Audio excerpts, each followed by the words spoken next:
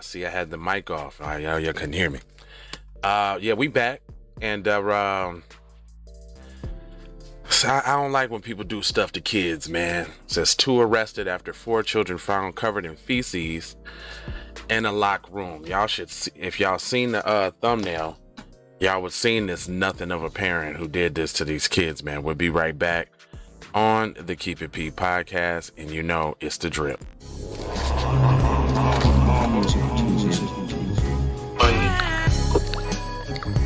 In the morning, wake your goat mouth ass up. I want to send a congratulations to TZ Von, Savage, and Jay Lava for their 500th episode of Keep It P podcast. Be one to the players. Keep It P, man. From the P Mount to itself. Bishop John Magic Juan, chairman of the board of famous players everywhere. You dig? Church. Thank you for being there, fans coming from P. You know what I mean? So make sure you check out the Keep It P podcast. This is me telling you. P. That's P the Ghost, LOXD Block. And congratulations once again, TZ Vaughn, Savage, and Jay Lava. Love is love. Go Soldiers. Jay Lava, television, network, the whole fucking 9 yards. You know what I'm saying? Early in the morning, wake your goat mouth ass up.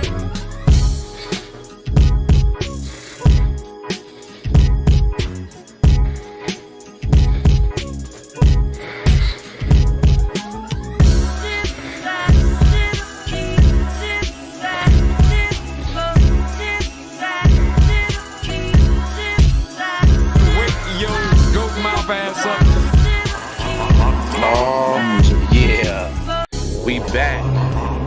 Y'all know we coming into another year too, right?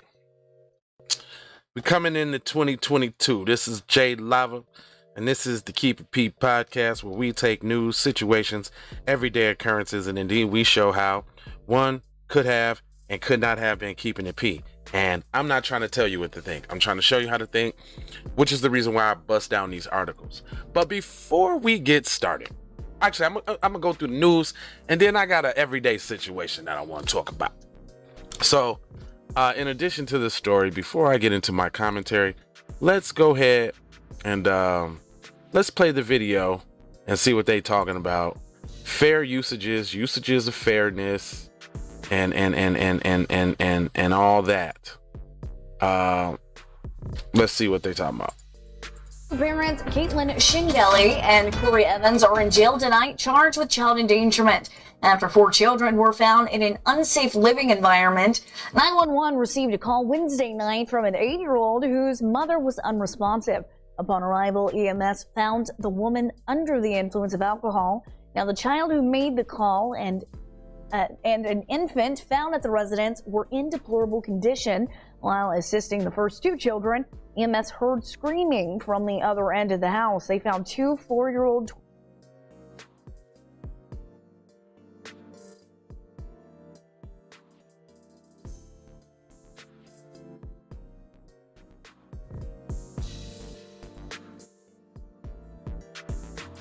call and an infant found at the residence were in deplorable condition.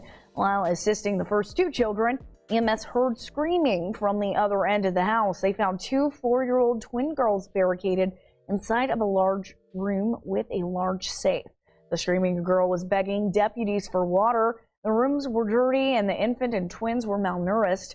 Now, the children were removed from the home and have been placed in a safe living environment.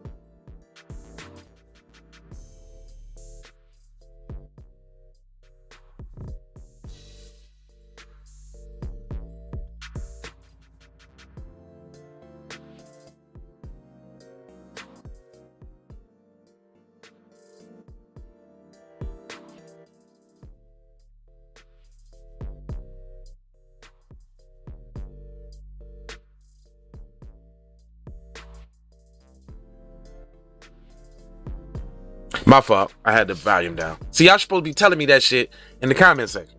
Anyway, we're gonna talk about friends, right? Friends, ones you can depend on. Let's be friends. Look, I'm finna keep it P real quick, okay? So I got two so-called day one friends that I ain't talked to in about a year. And y'all know who y'all is. Hassan Karan and Rayshawn Taylor. Nigga, I'm naming names, nigga. Give a fuck. Anyway, got these two homeboys, right? So one of the dramatic ass homeboys and shit, he tells people that one of the other homeboys pulled a gun on him. And he stopped fucking with the homeboy. Only for me to find out that there was no gun pulled on this nigga. The scenario goes, they came to the crib drunk, and cuz was supposedly going to the other room to go get a gun, and cuz got up and left. So in essence, no gun came out. So niggas is sitting up here acting like I'm up here sleeping with the enemy. I'm a traitor. I done chose sides. I done picked up for this fictitious gun pulling. Now me and all the other homies was under the impression that cuz pulled the gun on him. And who we talking about? We talking about TZ Von Savage. TZ Von Savage supposed to have pulled the gun out on cuz, but it never happened. Never happened. Cuz said it happened, but then right again out the nigga's mouth, he said it didn't happen. So nigga stopped rocking with me because he got into an altercation with another homie and no gun came out. So I say this to say this. The whole time I assumed that cuz might have had a legitimate concern, right? Cuz pulled the gun out on you. You don't rock with him no more. He's now the co-host of my show. Or our show. He's the co-host of our show. Sorry about that. He's the co-host of our show. And now you don't rock with me because you don't rock with him. That ain't friends. You know what that kind of shit show you? That kind of shit show you that people was slightly jealous or didn't really fuck with you in the beginning. Because, like I said at this time, the length of a friendship does not determine the strength of a friendship, right? It don't matter how long you done known the motherfucker, right? You could be friends with somebody for years and find out they wasn't really your friend. And you ask yourself, you say, well, how do you know niggas wasn't really your friend?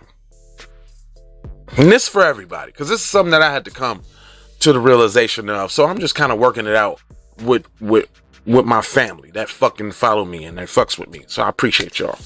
But how do you know that the person that you fucking with ain't really fucking with you like that? You really never know until you get into a situation that they can choose to use to be on some bullshit. I like this one. You know what I'm saying? Hello? What's up? I'm on live right now. All right. Yeah, man. I just kind of wanted to share that with y'all real quick. What's up, Mom? Yeah, why you ain't watching? What?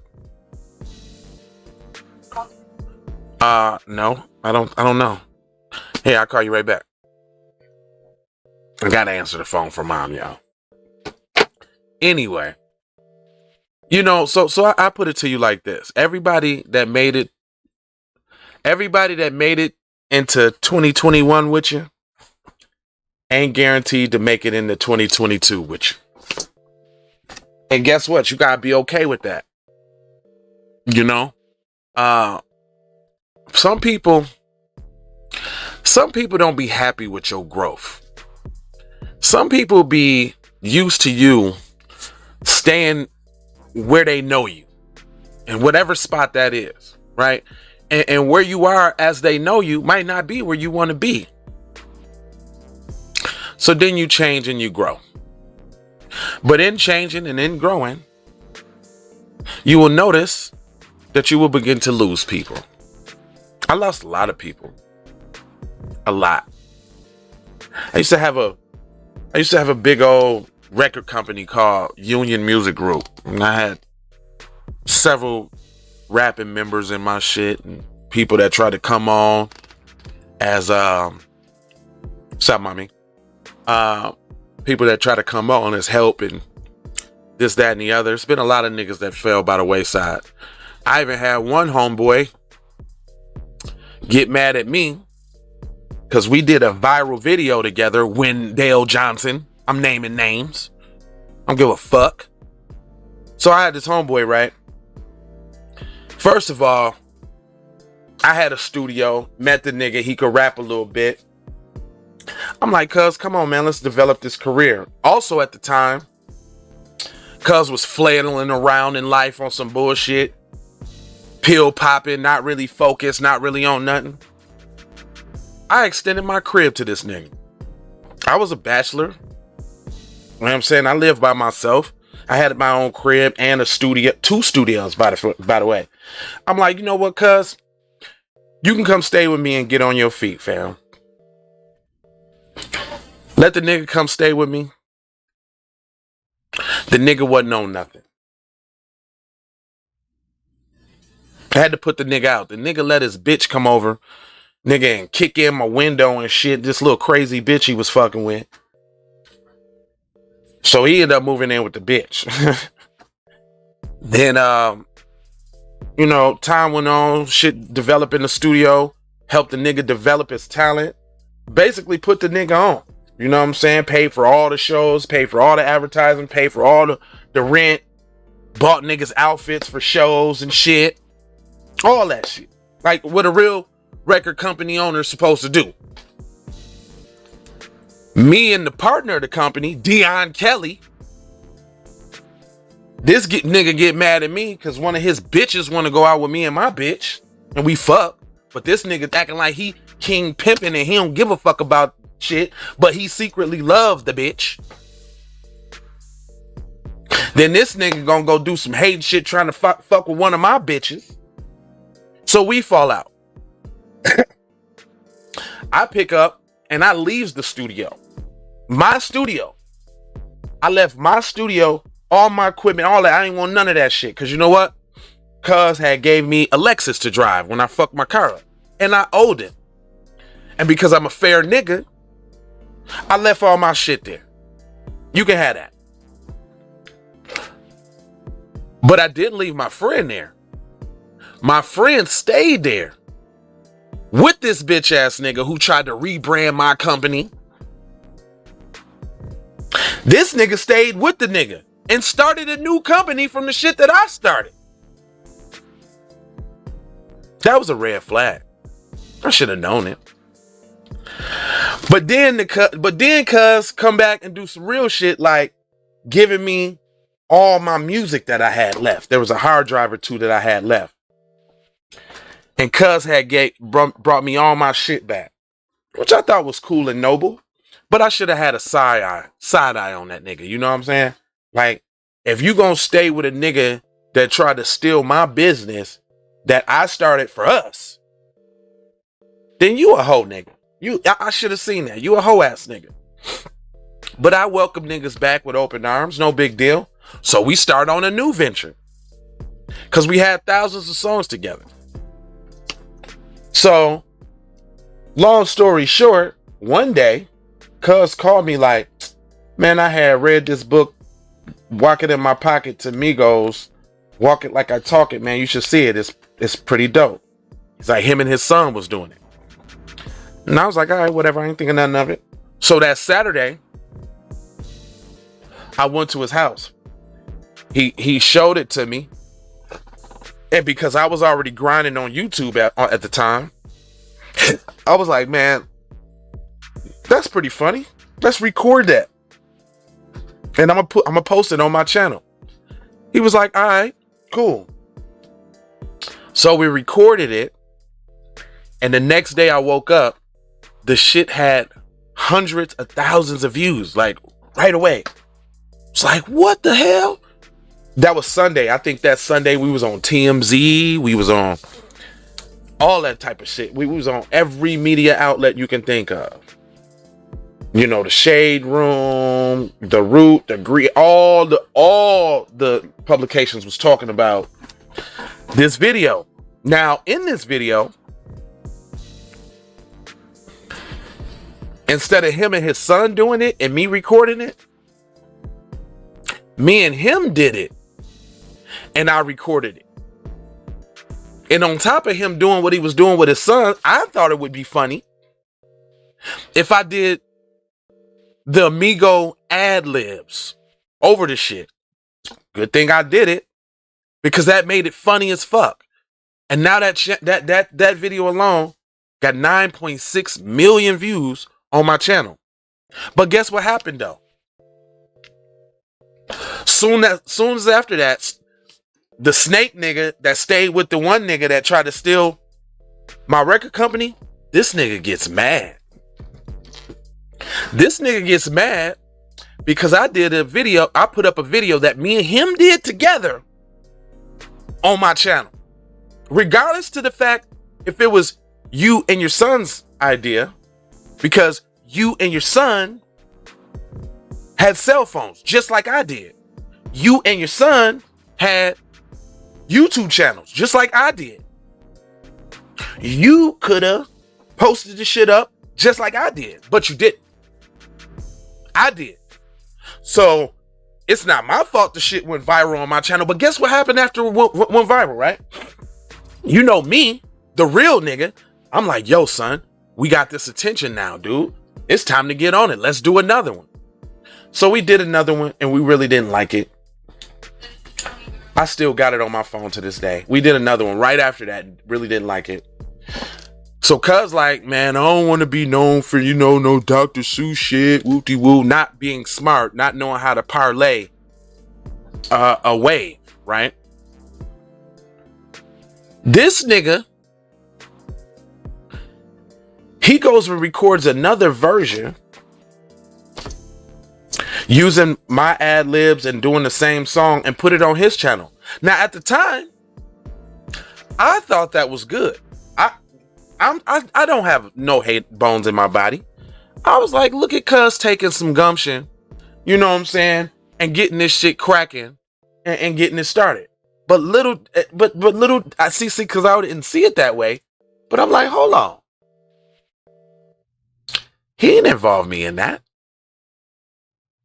That nigga did that shit on his own. So then, in the comment sections, I'm getting motherfuckers talking about, man, you should put this on Spotify and iTunes and shit. I'm like, okay. I go back to cuz. I'm like, man, what's up, man? What we gonna do? Is we gonna put out more music? Is we gonna make some songs? Cuz was on some flaky shit. This nigga went out of town for 2-3 weeks. Didn't even let a nigga know he was going out of town. And now this is my homeboy. Mind you, we just had started a company together called J Welling Consulting, which was my idea. Because I figured, yo, video blow up. We need to get business minded. We need to start going forward, doing this, ride this wave, whoop-de-whoop. I'm calling cuz can't get up with him. So I'm like, fuck it. I'm not finna keep listening to people demand me make money. So I put the song out. Spotify, iTunes, all that shit. I get a call from a nigga talking about the design is ugly and this, that, and I'm capitalizing off of his shit. I'm like, yo shit? You talking about the same video that I was in, that I recorded, that I put up on my channel? You talking about that video? I'm capitalizing off of your shit? See, that's when I knew I was fucking with a bitch ass nigga.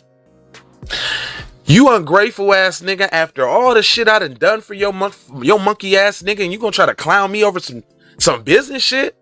Cut the nigga off. I ain't talked to the nigga in 3 years. I ain't talked to the nigga since.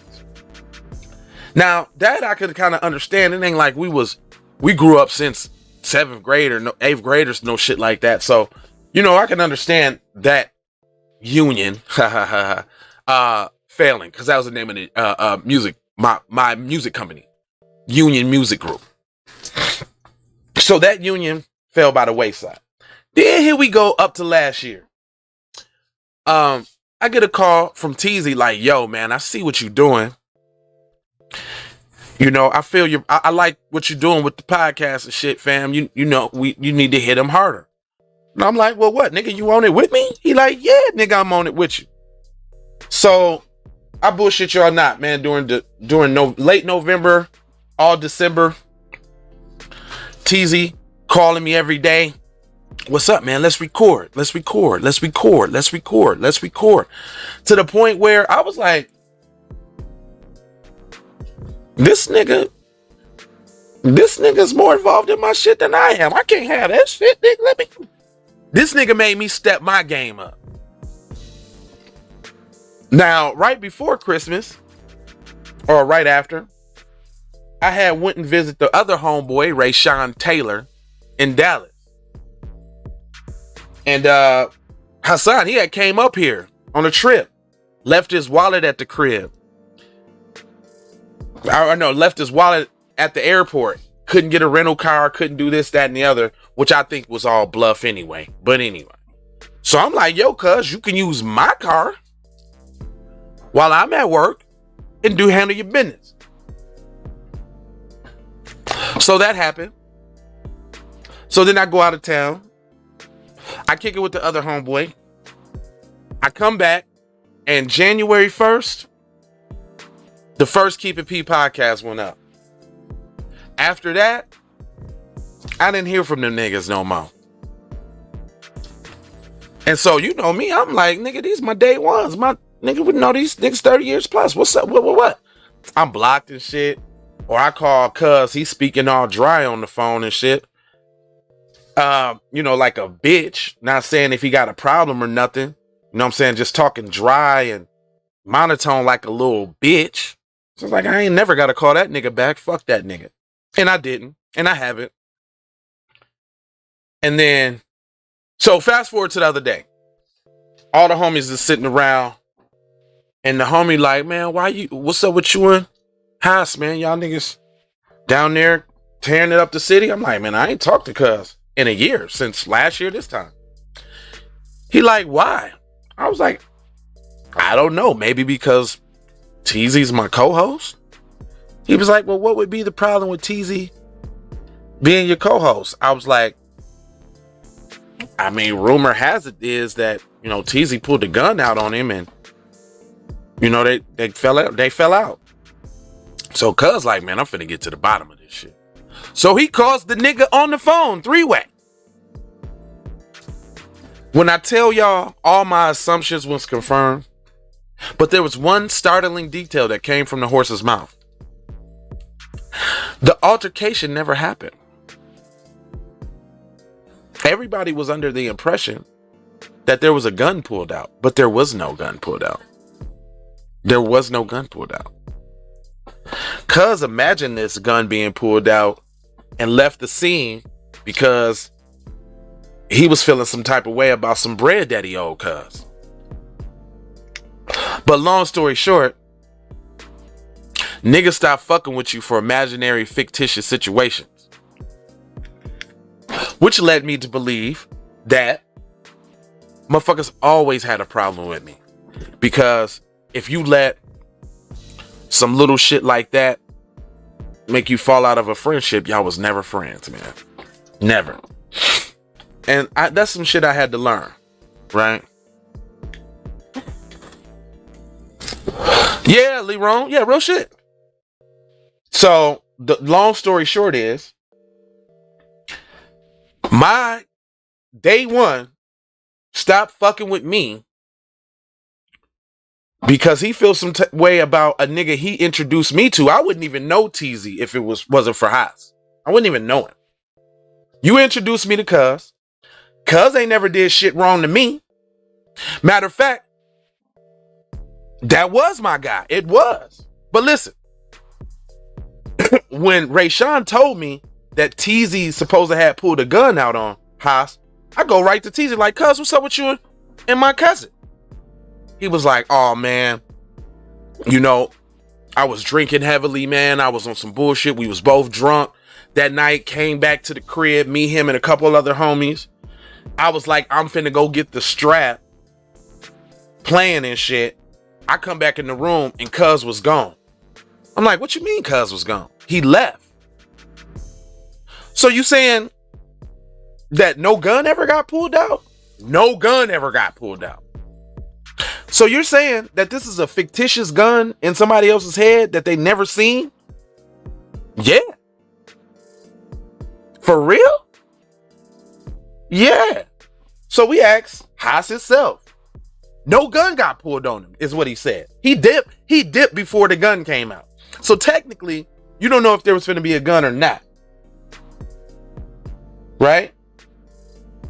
But the situation was so insignificant that he never told me about it. I heard it from the other homeboy, Rayshawn Taylor.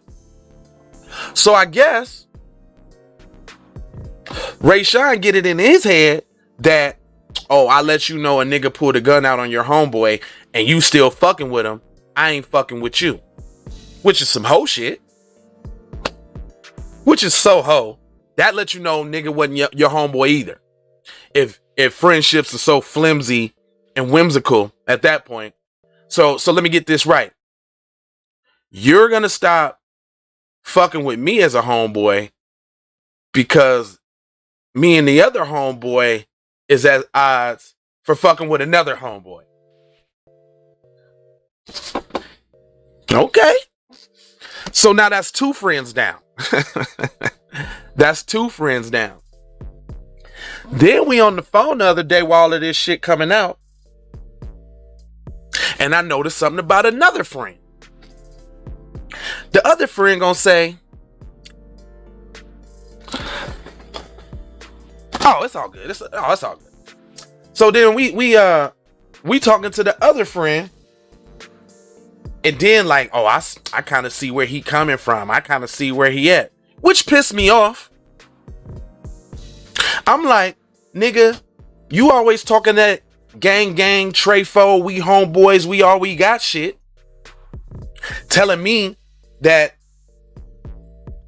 maybe I should try to reach out and shit to niggas that's obviously on bullshit. No, I shouldn't. Then when it come out that the truth is that there was no gun in the vicinity anywhere, and that Cuz is actually on some dramatic ass bullshit, you can't call that shit out. I don't think that's real.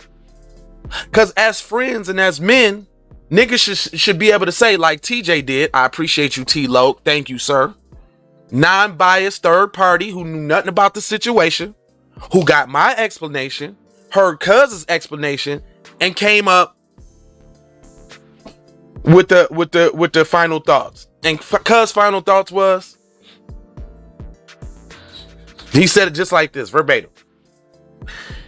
He said, Haas, if TZ came at you and apologized for whatever you thought that situation was, because it wasn't no gun pull, if he came and apologized to you for even having you thinking he was going to go get a strap and that shit was done, then what you tripping on Jay for? Because Jay rode for you. He asked the nigga, yo, what's up with you and my cousin, man?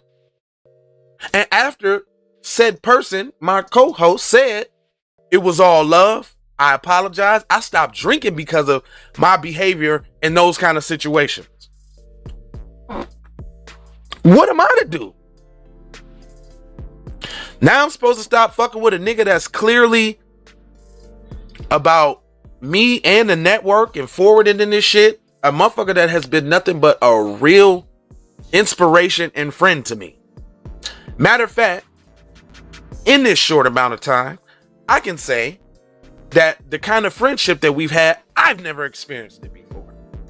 Not even with the niggas that I grew up with. Why do I say that? Because niggas ain't let their egos get in the way of furthering the goal. That nigga jumped in and helped steer my ship to the point where, nigga, you need a ship. That nigga, because they know nothing about putting up videos, editing them or nothing, that nigga's a fucking pro now. Because I work with cuz. I'm like, nah, nigga, it can't just be Hot Lava Music TV. You need your own shit too. You know what? Von Savage Media. Yeah, that's it. And we mashed on that. And cuz done built his own platform. Von Savage Media is a force right now to this day. On his own.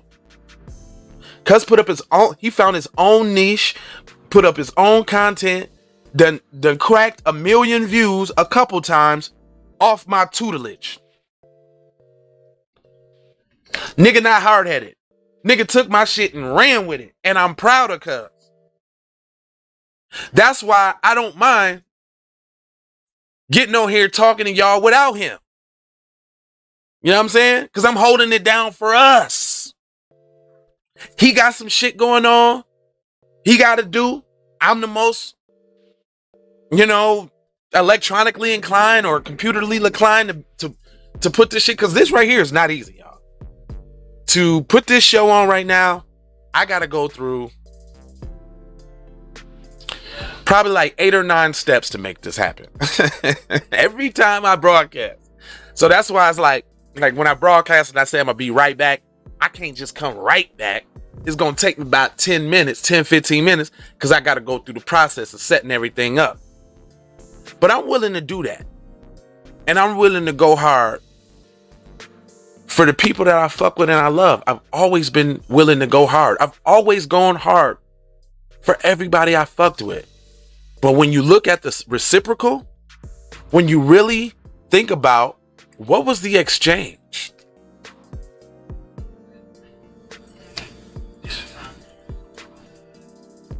Nothing. Ain't no nigga ever pay rent at a studio and let me come rap at they shit. Ain't no nigga ever did beats for me and I sell 250,000 copies and not give him a dime. Ain't no nigga ever shot free videos for me and I ain't never gave him a dime. Ain't no nigga ever paid for advertising, rented out venues, bought niggas outfits for shows. Ain't nobody ever did that for me. Shit, while we talking about it, I fell out with another homeboy the same way. Niggas, listen. You know what I learned? That I'm too trill and too true of a nigga. And you know what else I already learned? I learned that the way I think is not how anybody else thinks. And so I have spent my life expecting or assuming that people have the same trill capabilities as I do. And that's not the case. Because it's the principles and the shit that I stand on. You know what I'm saying? That makes me loyal, that makes me fuck with people unconditionally or regardless to what they have to offer. Because I always been secure in my shit. I always had my hobbies together. I've always spent money on hell of equipment and beat machines and studios and CD burners and DVD burners. I always spent on the shit that I needed to make me who I was.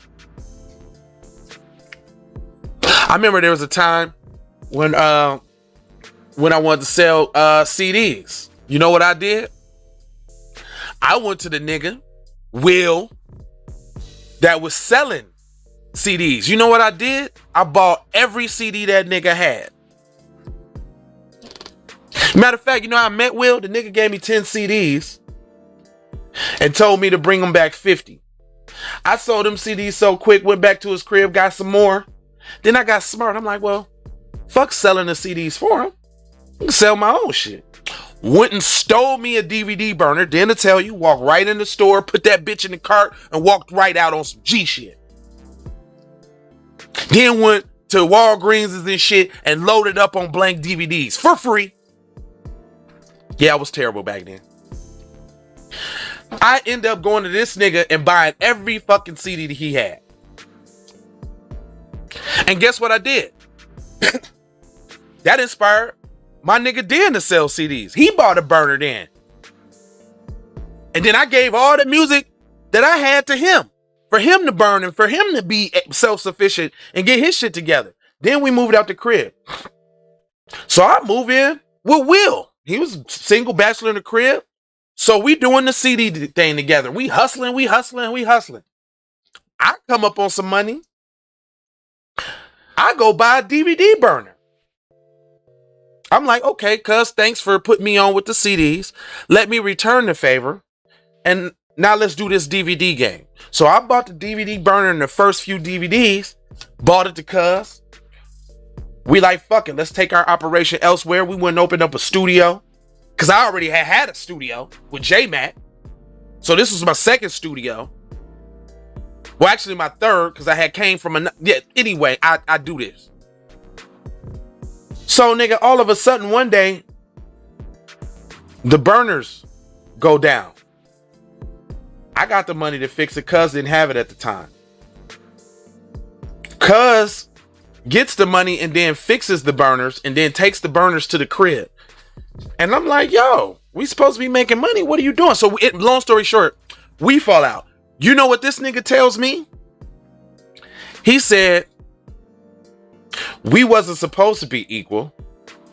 You were supposed to be selling CDs for me. Crushed my heart. That fucked me up, really.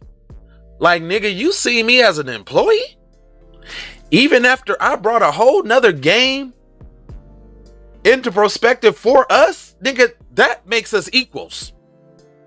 And nigga, you didn't burn the CDs for me. You didn't go out and sell them for me. Nigga, every CD that you had, I already had a copy. So it wasn't like I was like leaning on your shit.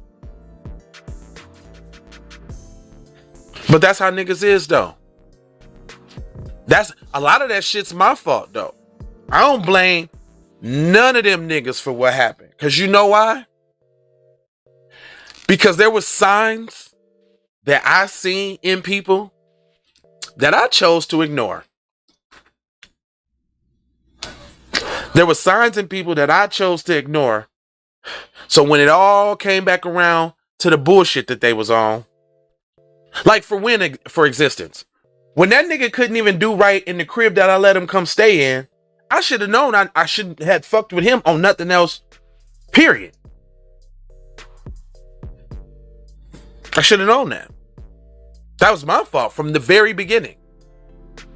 Like, Haas, for example. When we started Scatterbrains way back years ago, and niggas wasn't on this drive, the shit was at my crib.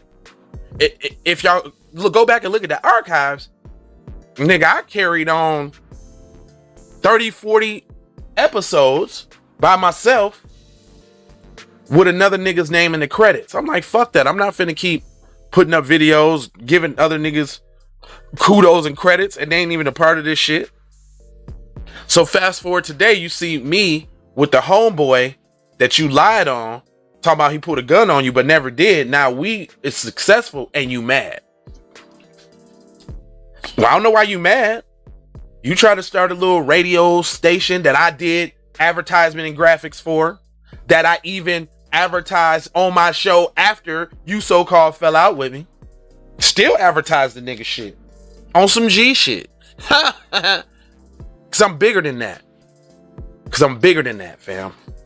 And because I'm bigger than that, I be expecting other people to be bigger than that too. And they not.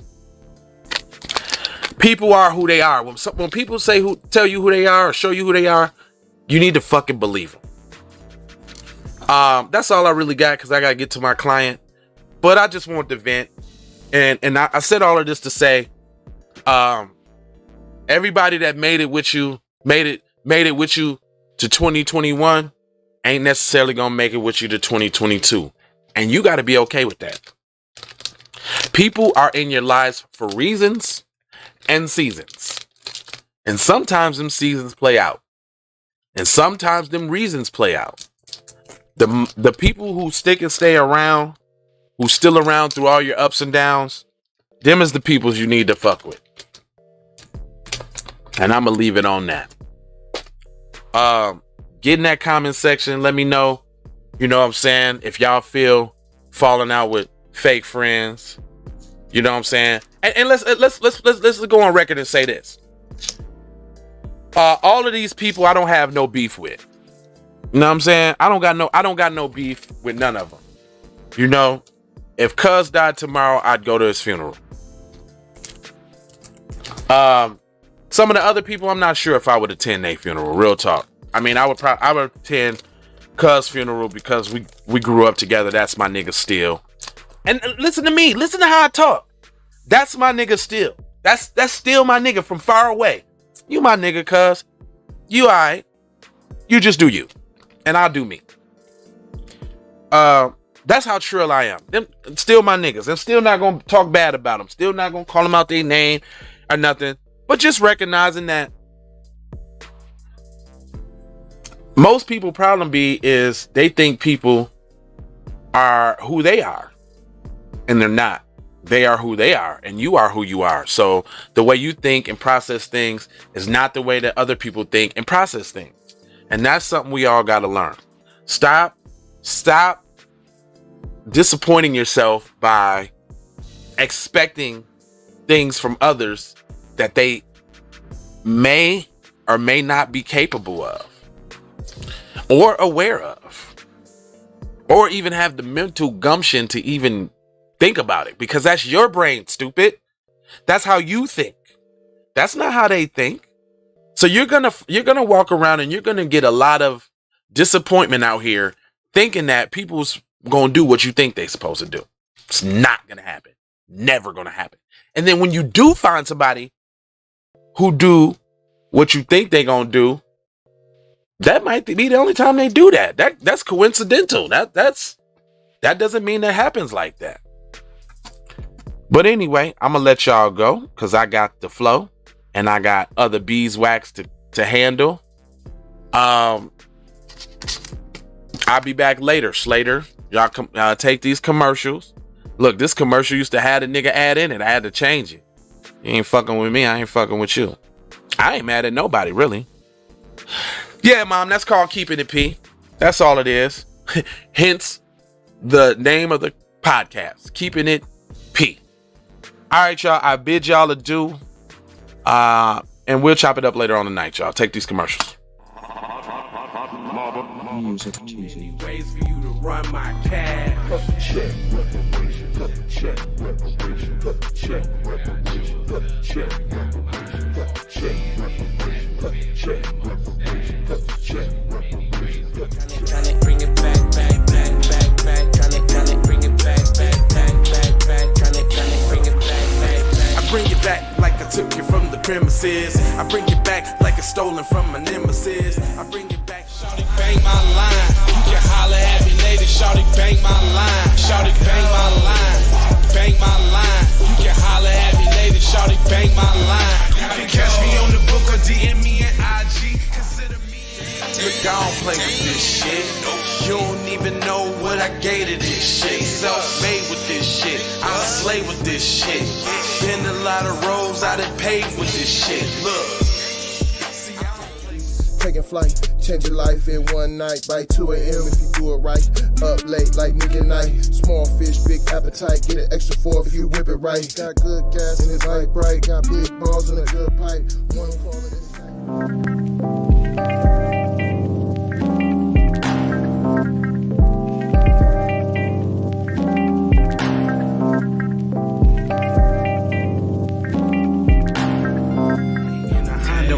Then you could just go and say, this is a possible way for me to go and lay. Man, I knew it it was something, couldn't ignore it. It was faith, it was faith. It was faith. I was in the image and I definitely belong here. And now that I'm here, I'm a change. Yeah, I'm an animal, red gorilla. I eat your dog, your poochie. Get what you're gonna get, front and center. Which I grew up living life, which I knew. Standing on my two, graduated with my honors. THC scientific, getting to what's the plan? C, throw the kickback, zip sack, throwing kicks on, get the grits of flow. Music TV.